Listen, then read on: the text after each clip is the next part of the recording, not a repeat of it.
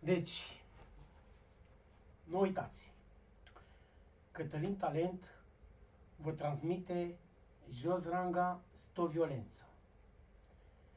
Și îmi doresc foarte mult să promovez jos.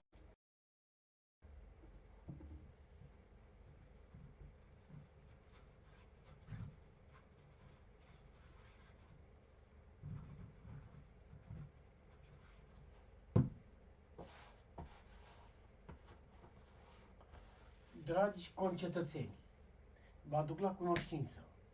Cătălin Talent, unul singur este. Și vă rog din toată inima.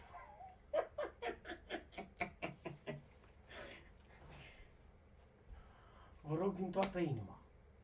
Haideți cu toții să îi facem povestea cunoscută lui Cătălin Talent. Da? Despre asta vorbim.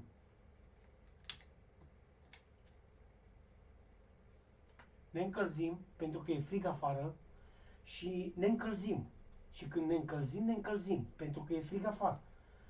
Dobitocul de Iohannis m-a ținut sechestrat în casă și n-a vrut dobitocul dracu să-mi aducă și mie mâncare, să mă întrebe cineva și pe mine, bă, ai mâncare, n-ai mâncare? Nu mă întrebă nimeni.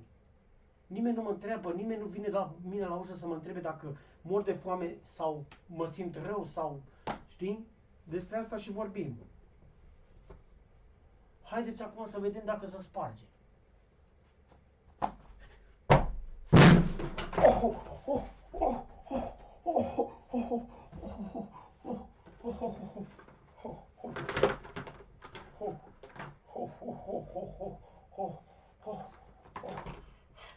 M-a încăcat pe mine până s-a spart ligheanul. Am făcut pizdă. Mi-am făcut pizdă, băieți.